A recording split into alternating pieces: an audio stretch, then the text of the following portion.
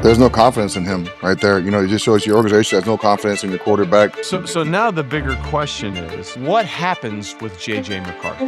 I think Kyler is going to have a career-type year. It is a chance for Kyler Murray to go out there and put a stamp on himself. Inside Football is proud to have Joey as our presenting partner. Nicotine with a quick hit, long tail in the strength of your choice. As a thank you for being part of Inside Football's crew, we teamed up with Joey to give you a 35% discount on your first order. Get it all at meetjoey.com/football.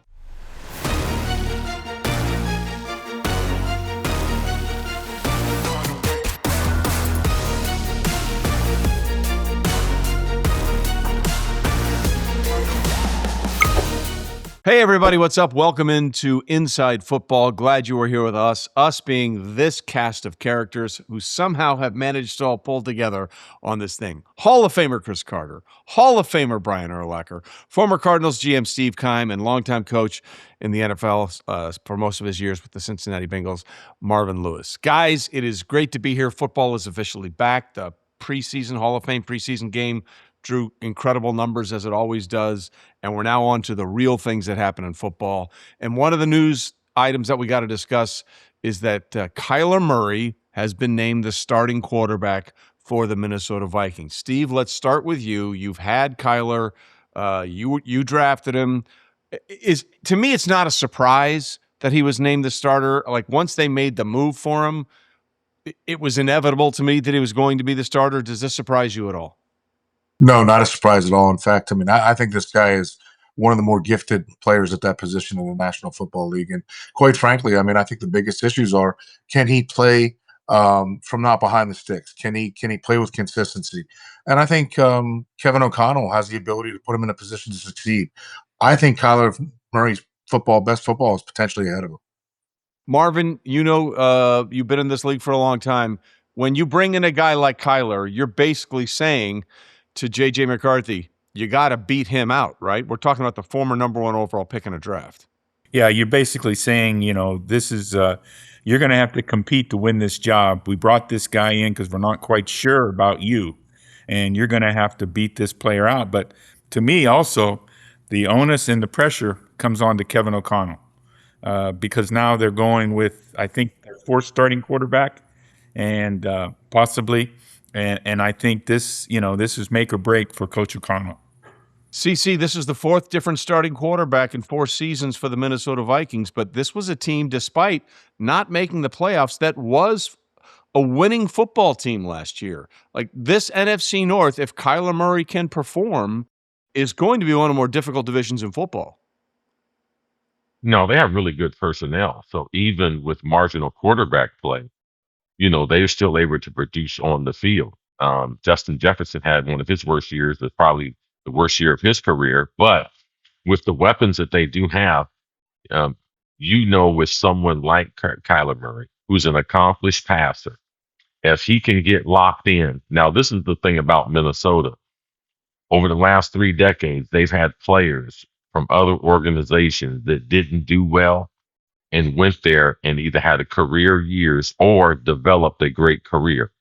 So The ownership, the coaching staff, I was there for the first couple of days of practice, and it was clear to me that Kyler was going to be the favorite to win the position.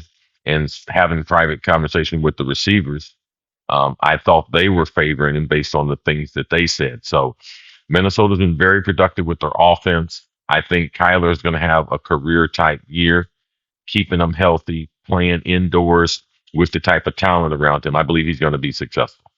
Yeah, we'll get into that in a second because that's really interesting when you look at the language in his contract. But Brian, they were a winning football team despite not making the playoffs and having quarterback issues last year because their defense was so good. Now, if Kyler can be, 90% of what he was when he was at his best under Steve Keim in Arizona, this is a team that is really interesting in a loaded division. Yeah, they compete with bad quarterback play, right? Chris said they got great receivers. Defensively, they're up there in the best in their division. Like you said, it's tough division, man. Green Bay's loaded, Detroit's loaded. Obviously, the Bears are loaded. Tough division, but if he plays, also he got a lot to prove this year. He's got a contract year coming up. It's a big deal for him. We're going to see what type of player he is, after coming off those last couple of years in Arizona were kind of disappointing, but I think he's got a chance to do some really good things this year out there, especially with playing with that defense. He's not going to be asked to win the games for him because their defense is so good. Yeah, Brian Flores has done an amazing job there in Minnesota. And you mentioned it, Brian, and I want to throw this out to everybody here. It is a chance for Kyler Murray to go out there and put a stamp on himself. He has in his current contract with Minnesota that they can't tag him, which means essentially they can't put the franchise tag or any of these tags on him. And if he plays well, he's going to make let's just be honest, a bleep ton of money as an NFL quarterback. Marvin, how well do you expect? Let me rephrase that. How well do you expect him to play, knowing that there's money on the line here? I think he's really competitive. I like that sign behind you, Trey, where he's going to need a bigger boat. But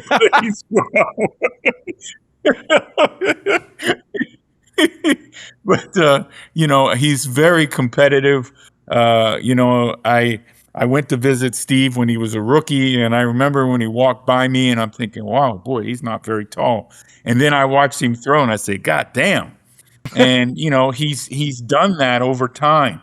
The man can throw the football. He's a very good athlete. He can avoid, like Steve said earlier. Coach O'Connell is going to put together things that he does well. They didn't go into this not knowing, like they didn't go in this blindfolded. They knew what they wanted. They knew what they had to do to help him be successful and then go back to having a very successful season and getting back in the playoffs and going beyond. Look, Inside Football is proud to have Joey as our presenting partner. Nicotine with a quick hit, long tail in the strength of your choice. No tobacco leaf, no smoke, no spit. 36 flavors, 3 strengths, 108 ways to find yours. And if you're out on the golf course, a Joey in the cart is just as good as it is in the studio. Whether we're breaking down tape or breaking down the league, Joey's right there with us every episode. As a thank you for being part of Inside Football's crew, we teamed up with Joey to give you a 35% discount on your first order. Get it all at meetjoey.com/football. So now the bigger question is, what happens with J.J. McCarthy, right? Because I think players, look, Brian and CC, you can speak to this, and then Steve, I'll get to you in a minute. Players know who can play and who can't, right? Yeah. And to me, when they not only brought in Kyler Murray, and they also signed Carson Wentz, that to me was an indication that despite being a top 10 pick in the draft, 3 years ago, this guy's fighting to keep the backup job in Minnesota because players know who can play and who can't. There's no confidence in him right there. It just shows your organization has no confidence in your quarterback. And he hasn't been on the field a lot to prove that either, to earn that confidence. When he was out there, they played okay early on in his career. Then he had the injury. Was it last year or 2 years ago? He had that knee injury. But there's just no confidence from the organization in him. You have to earn that from your teammates as well by playing well. You have to go out there and earn your teammates' trust and confidence. And he hasn't had a chance to do that because he hasn't been on the field. And when he hasn't been productive. So just tough situation for him. He got hurt as a rookie. And so that year was almost basically a wash, because he really didn't get an opportunity to play. But you hope he learned some things. Coming out, the thing that I saw in him is a fastball. I didn't see him being able to make all the throws, the touch throws, and all of those kind of things. And I guess right to this point, he probably hasn't got quite developed to that point yet. But that's the thing he's got to learn how to do to be an effective quarterback in the NFL. CC, what are you hearing? You're closer to this organization than anybody here. Well, I think they still have more time than you guys realize, given that they moved on to a new general manager, brought in the understudy out in Seattle. I met with him. They have some new ideas, some fresh ideas, the way they're going to approach it. KOC got a contract extension last year. So I think right now they figure, and I think the quarterback was more of the general manager's choice. Yes. So the coach and this general manager have a clean slate. So if Kyler does play well, I believe they'll sign him to a contract extension. He should stay there with the type of talent that they have surrounded him. But JJ, you have him at a fixed price. There's no need to rush that process. Yes, they do have Carson Wentz. but it doesn't make sense to give up on JJ. You still have at least another year if you wanted to, that you can manage his salary. But getting off of a high draft pick quarterback, that's not big news. They did that in Chicago, Justin Fields. New England did that when they got off of Mac Jones. Who else is Indianapolis is getting ready to get off of Richardson. There is no other position in the National Football League that people reach for and miss, especially in the first round, than quarterback. And that's where the Vikings are sitting right now, still on a very, very young player. But I'm more worried about anticipation compared to Marvin. Talk about he only has a fastball. He doesn't have great anticipation throwing in the open spaces. And that's a trait that's hard to teach. Sometimes you either have it or you don't have that. CC, you make a great point there, and you talk about Justin Jefferson not having his best year. That's because he was going through all these issues with all the quarterbacks they had last year. But I can tell you when Sam Darnold was still there in 2024, I was at an event with how do I say this without one of the ownership group, for lack of a better term, and this was in October when Sam was playing well, and he basically said to me, no matter what Sam does, we're going to let him go in the off season because we invested this capital in JJ McCarthy. And that speaks to organizational issues that you were just talking about, right? Because they had already made up their mind no matter what Sam did. And then he played very well for them. And I know he stumbled down the stretch in a couple of those regular season games. But, the very next year, what does he do with a competent team around him and a defense? He leads the Seahawks to the Super Bowl. So, I mean, this has kind of been an organizational issue as much as it's been a quarterback issue is what I'm trying to get to. Well, let me get to, because I'm very familiar with the ownership they have, and the Wilf family owns the team. And even though there might be a minority owner that said those things, I don't believe that Mark and Ziggy, and I see that how much money they spend on the players, like they are committed to winning football. Now, just because you draft a quarterback and he's not good, that doesn't mean you have organizational issues. I believe that Minnesota's one of the teams that's moving in the right direction. They really do everything based on the players and everything. So I know on the sideline at these events, I know people do a lot of talking, but being very, very familiar with what they're trying to do and what they're trying to accomplish, I think that the Vikings and their ownership are moving in the right direction. I Trey, believe Trey, that. also, Yeah. Go ahead, Steve. Yeah. Trey, also, I'll say this as a former GM. I don't blame them for the pick because supply and demand at that position is so critical. That being said, I think one of the things that is beneficial for a team is to see a guy play young and to see his body of work. I made that decision to draft Josh Rosen. I'm probably one of the only GMs in NFL history to draft back-to-back first-round picks at quarterback position. The good news was I had that body of work to see that he wasn't our guy. And I knew it and I was convicted with it. I think the biggest problem is whenever you let that thing linger and it holds you hostage as an organization. Yeah, I agree. I think the pick, I think like somebody said earlier, was likely the GM's pick. They picked him, I think, prior to a couple other quarterbacks who started and been more productive in the league as young players in that 24 draft. So, now they're, you get new blood in there, new way to looking at it. And Chris is right. They got him at a fixed price, and he has a chance to go and say Kyler starts and gets bruised up for a game or two. You can go in there and put JJ McCarthy in there and do some different things. Now, Yeah. he's a big, strong man. Well, one other thing, Trey, is that as a visitor playing in Minnesota, and Chris will attest to this, it is one of the hardest places, in my opinion, in the National Football League to play as a visitor. No question. It is so loud. Loud. It's so fucking intimidating. That skull chant, and now it's unbelievable. The place rocks. It may be my favorite stadium in the National Football League. And if Kyler can play with consistency and play with a lead, they're going to be in a good position. Make sure you let us know what you think about the show because we want to be interactive. I read a bunch of them. Some I like.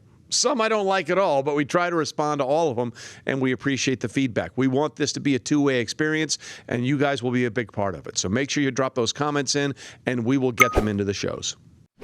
Well, that leads me to the next question. Brian, let's start with you on this. Look, the Bears made the playoffs last year. Packers made the playoffs last year. The Lions came up short, and the Vikings, despite a winning record and quarterback issues, didn't make the postseason.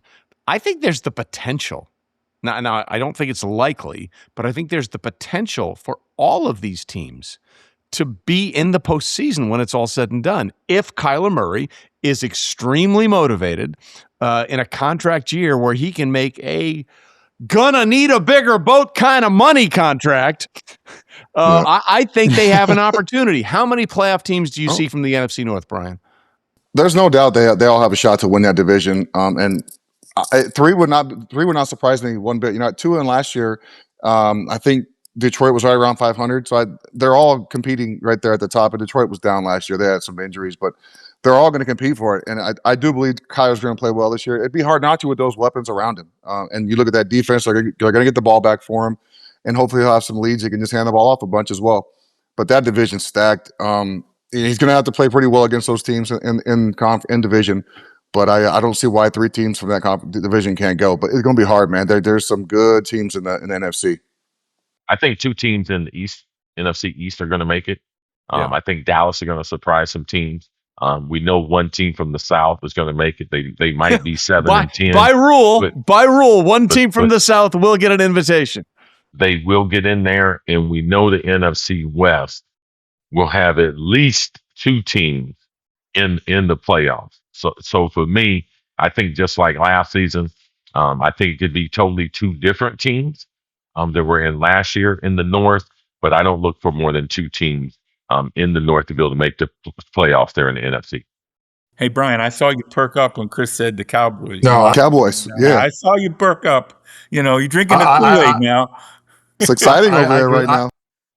I agree with CC. I think to me, NFC East, I think there's 2. I think the NFC West, potentially 3. And I think we can all agree if Kyler plays well, let's just make sure that he doesn't have that homework clause in his next contract. Well, who would be dumb enough to put that clause in? Oh, wait. Fuck, I don't know. Marvin, what about you? How many do you think?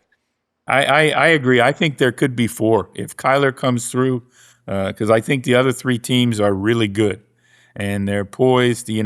I think Caleb will play better from the pocket than he has, which will really make them be more effective, and to them to make some stops on defense more often, the Bears. And then, like we said, I think at least 3 from the West. And, I think 2 teams, from the East is very likely. The only thing I was, we saw 2 comparisons last week out there in California now.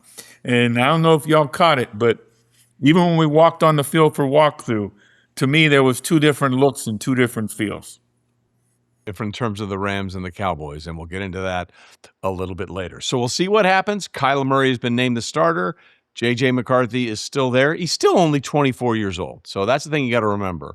But he's going to have to prove something on the field after Kyler being named the starter, and he is literally battling to be the backup quarterback in Minnesota this season. We'll see what happens. Thanks for watching this episode of Inside Football. Make sure you follow us on YouTube, Inside FB Show, and make sure you follow us on socials. We are going to be here all season long with the kind of people that have been on the field and have made the deals that make the NFL matter, and we'll see you next time.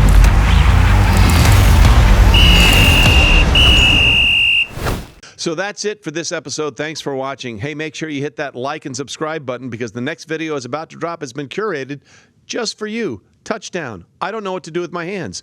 This is awkward. Madonna, strike a pose, Vogue.